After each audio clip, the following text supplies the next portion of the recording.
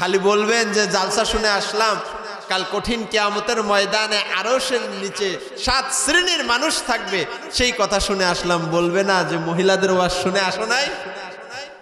শোনেন, মহিলাদের জন্য জান্নাতে যাওয়ার জন্য মাত্র 4টা আমল যদি কোনো মা বোন করে, শুনে যান, মুখস্থ করে নেন। কালকে যদি বলে যে মা বোন যদি বলে কি ওয়াজ শুনলা, বলে হুজুর ফাটায় লাইছে, কি হইছে, বলে বলতে পারবো না, মুখস্থ করা লাগবে, অন্তরের মধ্যে ধারণ করতে হবে, কাল থেকে আমল করতে হবে, এই ওয়াজের দাম হবে। মা বোনদের জন্য কোন মা বোন যদি মাত্র 4টা কাজ করে, মাত্র 4টা কাজ যদি কোনো মা বোন করে, 4টা আমল যদি করে, ওই মা বোনদের জন্য বিনা হিসাবে আল্লাহ পাক রব্বুল আলামিন জান্নাত দিয়ে দেবে। আওয়াজ করে বলেন সুবহানাল্লাহ।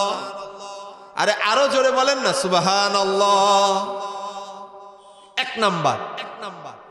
এক নাম্বার আজকেই রাত্রিরে বাড়িতে যে আপনার বিবির কাছে, আপনার মেয়ের কাছে, আপনার মায়ের কাছে বুঝায় দিবেন, এই 4টা আমল করবা, এই 4টা আমল যদি করতে পারো জান্নাতে যাও তোমার জন্য সোজা। 1 নাম্বার, কোন মা বোন সর্বপ্রথম 5 ওয়াক্ত সালাত সুস্থ থাকা অবস্থায়, মা বোন যারা পর্দার অন্তরালে শুনতেছেন খুব মনোযোগ সহকারে শোনেন, এই কয়েকটা কথা আপনার জীবন পরিবর্তন হওয়ার জন্য যথেষ্ট হবে। 1 নাম্বার, 5 ওয়াক্ত নামাজ সালাত ঠিক সময় মতো পড়া, ঠিক সময় মতো 5 ওয়াক্ত নামাজ সময় মতো পড়া। পবিত্র কোরআনুল কারিমের মধ্যে আল্লাহ পাক রব্বুল আলামিন 27 নম্বর পারার 2 নম্বর পৃষ্ঠার মধ্যে বলতেছে, ওয়ামা খালাকতুল জিন্না ওয়াল ইনসা ইল্লা লিয়াবুদুন। আমি মানুষ এবং জিন জাতিকে সৃষ্টি করছি শুধুমাত্র আমার ইবাদতের জন্য। 1 নাম্বার, মা বোনরা কি করবে? 5 ওয়াক্ত নামাজ সময় মতো আদায় করবে। এমন হয় যে রান্না করতেছে, না জোহর আর আসর একসাথে পড়বো না, তা হবে না। বলবেন সর্বপ্রথম কি? 1 নাম্বার 5 ওয়াক্ত নামাজ, কথা বলতে হবে কি সময় মতো পড়তে হবে। 5 ওয়াক্ত নামাজ কি মতো পড়তে হবে?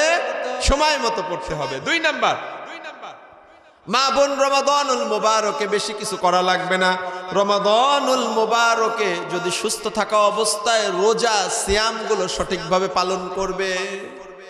এই যে রোজার মাস, আর 1 মাস পরেই রজব, শাবান, তারপরে রমাদান, অর্থাৎ বাংলায় আমরা যেটা বলি রোজার মাস আসতেছে। যদি রমজান মাসের রোজা সঠিকভাবে ইহতিমামের সহিত আদায় করবে, এটা হবে 2 নাম্বার। 3 নাম্বার, মা বোনদেরকে জান্নাতে যাওয়ার জন্য 3 নাম্বারে যে আমলটা করতে হবে, লজ্জাস্থানের হেফাজত করতে হবে, অর্থাৎ মাথার চুল থেকে পায়ের পাতা পর্যন্ত প্রত্যেকটা জায়গার হেফাজত করতে হবে, নজরের হেফাজত করতে হবে, মুখের হেফাজত করতে হবে, সমস্ত সব কিছুর হেফাজত করতে হবে। কার জন্য? অনেকজন বলে যে কথা অনলাইনে যাবে, রেকর্ড হচ্ছে, যে ভাসুরের সামনে আর সমস্যা কি? না ভাই, ভাসুর মৃত্যু তুল্য, মাহরামের বাইরে কোনো কিছু দেখা করা যাবে না। আপনার মেয়েকে, আপনার বিবিকে আপনি যদি পর্দায় না রাখেন, বিশ্বাস করেন কাল কঠিন কিয়ামতের ময়দানে আপনি আল্লাহর কাঠগড়ায় আসামি হয়ে যাবেন। কি বলেন, ঠিক না বেঠিক? আপনি বলবেন হুজুর সারা জীবন মিলাদ পড়াইছে আর জিলাপি খাওয়াইছে আর ইয়া নবী সালাম আলাইকে পড়াইছে, কোনো দিন তো এই কথা বলে নাই। হুজুর যদি বলতো তাহলে তো আমরা এই কথা মানতাম। কাল কঠিন কিয়ামতের ময়দানে আপনি হুজুরকে বাধা দিবেন। দলিল নেন পবিত্র কোরআনুল কারিমে। মহান আল্লাহ পাক রব্বুল আলামিন 24 নম্বর পারার 19 নম্বর পৃষ্ঠার 1 নম্বর লাইনে বলতেছে, وقال الذين كفروا ربنا أرنا الذين أضلانا من الجن والإنس نجعلهما تحت أقدامنا ليكونا من الأسفلين। কাল কঠিন কিয়ামতের ময়দানে আল্লাহর কাঠগড়ায় তখন বলবে, ওয়াকাল আল্লাযীনা কাফারু রব্বানা, হে আমাদের রব, আরিনাল্লাযীনা আযাল্লানা, আমরা আমরা দুনিয়াতে যেই ইমামের কারণে, বাবার কারণে, নেতার কারণে, যেই রাষ্ট্রনায়কের কারণে পদভুষ্ট হইছি মালিক, আদাল্লানা মিনাল জিন্নি ওয়াল ইনসি নাজআলহুমা তাহতা আকদামিনা লিয়াকুনা মিনাল আসফালিন। আল্লাহ, আমি একা একা জাহান্নামে যাব না।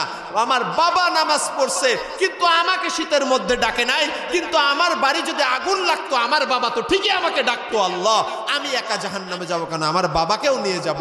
বাবা, ইমাম, নেতা ঘাড়ের উপরে পাড়া দিয়ে জাহান্নামে পদদলিত করে তারপরে সন্তানরা, মুসল্লিরা, কর্মীরা জাহান্নামে যাবে। চিন্তা করেন ভাই, কত কঠিন কথা। হয়তো বা কোনোদিন শোনেন নাই, আমি কোরআনের আয়াত দিয়ে বলে দিলাম ভাই, বড় কঠিন। আপনি মনে করবেন হুজুর খালি তেলতেলে ওয়াজ করেন, খালি বলেন, আপনি নামাজ রোজার কথা বলেন, ঠিক আছে, কড়াভাবে বলেন না ভাই। আপনিই কাল কঠিন কিয়ামতের ময়দানে বলবেন হুজুর তো সঠিকভাবে বলে না। আমি স্পষ্টভাবে বলতেছি ভাই, আপনার ছেলে মেয়ে যদি ইবাদত না করে আপনি গুনাহগার হবেন। আপনি যদি ইমাম হন, আপনার মুসল্লিদের স্পষ্টভাবে বলে দিবেন, আপনি যদি নামাজ না পড়েন, আপনি যদি সালাত না আদায় করেন, আমি কেন কাবা শরীফের ইমামও যদি আপনার জানাজা পড়ায়, কোনো লাভ হবে মহা মুশকিল। কারণ এটা তো ফরজ ইবাদত। আমাদের বাঙালিদের একটা মারাত্মক সমস্যা, আমরা ফরজ ইবাদত পুঙ্খানুপুঙ্খানু 100% মানি কি জানেন? সেটা হলো রোজা। রোজার মাসে এই রোজাটা এমন ভাবে মানি, এরকম ভাবে যদি 5 ওয়াক্ত সালাত আমরা মানতাম, আমাদের আল্লাহর দুনিয়ায় আর কোন রকমের কোনো অভাব থাকতো না। থাকতো রোজার মাসে আপনি গোসল করতে গেছেন, পানি ডুব দিবেন, নিয়ে পানি এক অল্প একটু খেয়ে ফেলছেন, আপনি কি বলেন? না না না, আমার রোজা হলো কি হলো না, ইমাম সাহেবের কাছে যান। হয় না? রোজাটাকে আমি এত গুরুত্বপূর্ণ সহকারে দিই, রোজাও ফরজ, নামাজও ফরজ।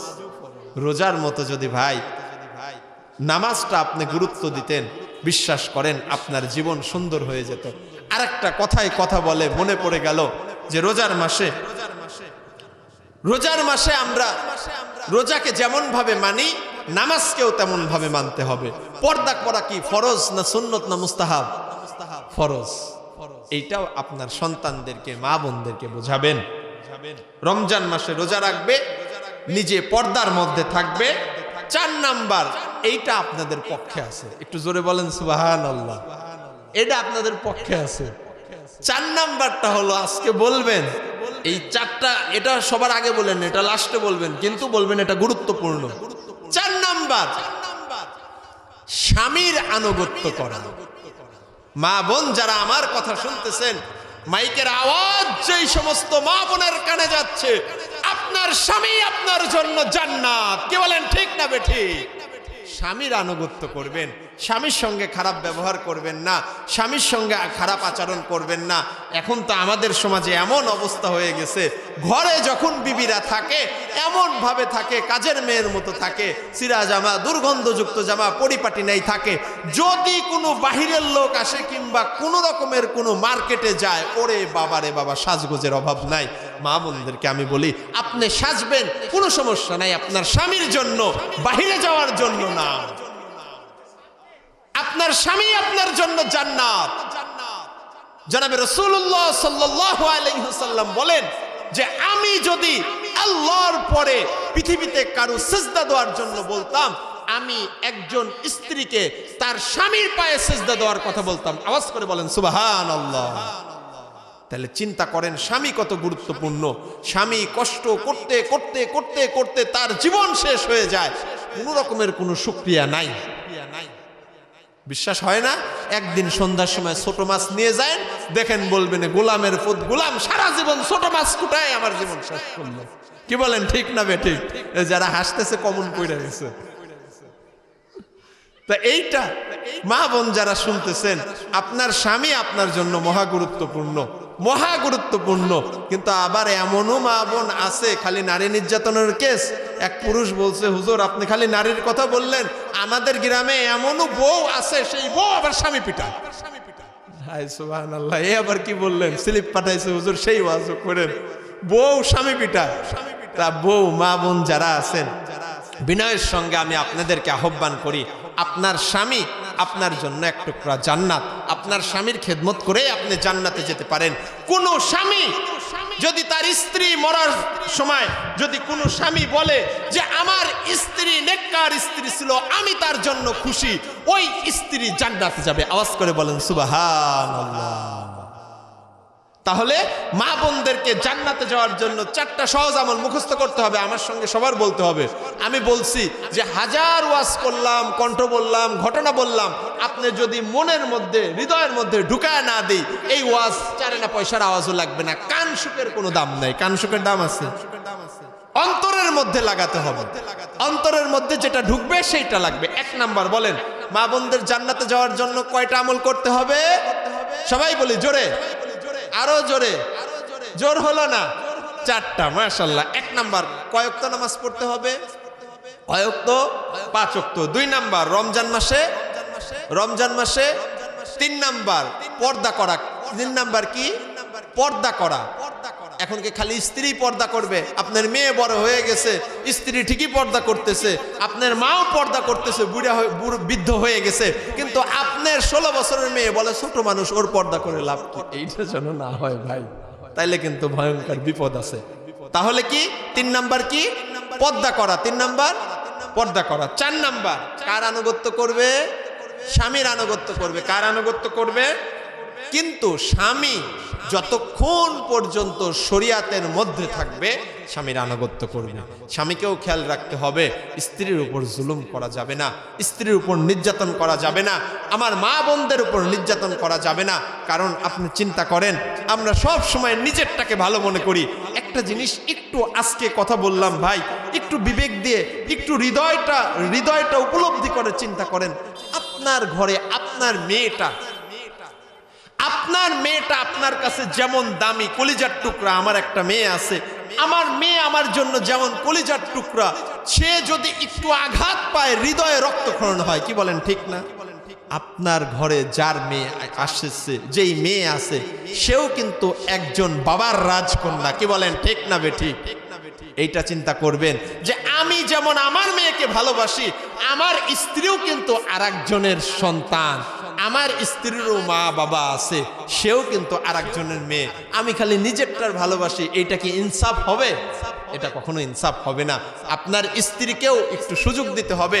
তাকে বলবেন, তাকে সমস্ত সব কাজ করার পরে তাকে সুযোগ দিবেন যে হ্যাঁ, তোমার মা বাবার খেদমত করবা, তোমার মা বাবার কথাও শুনবা, কিন্তু আগে স্বামীর খেদমত করতে হবে।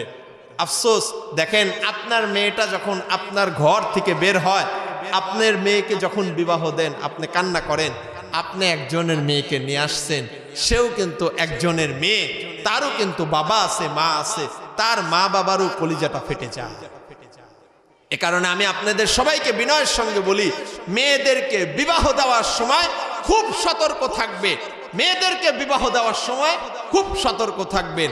কোনো মা বোন ভাত কাপড়ের অভাবে মরে না, মরে অমানুষের নির্যাতনে। সমাজের মধ্যে দেখা যায় মা বোন এমন ভাবে নির্যাতন করে, সেটা মুখে বলা যায় না। তা আপনি যখন মেয়ে বিবাহ দিবেন, আপনি দেখবেন ছেলেটা নামাজ পড়ে কিনা, ছেলেটারা মদ গাঁজা বিড়ি এগুলা খায় কিনা। যদি এগুলা খায়, ওর সাথে আর কোনো সম্পর্ক নাই। একটা জিনিস মনে রাখেন, টাকা দেখে দিয়েন না, ছেলে ব্যক্তি ভালো কিনা সেইটা দেখে আপনার মেয়ে তার ঘরে দিয়েন। কারণ যে সৎ থাকে টাকা হইতে বেশি সময় লাগে না, কিন্তু অসৎ মানুষের টাকাও বেশি দিন থাকে না। এইটা হলো গুরুত্বপূর্ণ। আমরা একটা বড় গুরুত্বপূর্ণ ভয়ঙ্কর ভুল করি যে বিবাহের সময় যেই দেখি ছেলের বিশাল চাকরি আছে, চিন্তা করি না সে নেশা করে কিনা, নামাজ পড়ে কিনা। এই জিনিসটা যদি আমি চিন্তা করি, এই জিনিসটা যদি আমি একটু চিন্তা ভাবনা করি, তাহলে সমাজের মধ্যে আর অঘটন ঘটে না। সম্মানিত উপস্থিত হাজিরিন, আমরা সবাই একটু জিকির করি, লা ইলাহা, জোরে লা ইলাহা, লা ইলাহা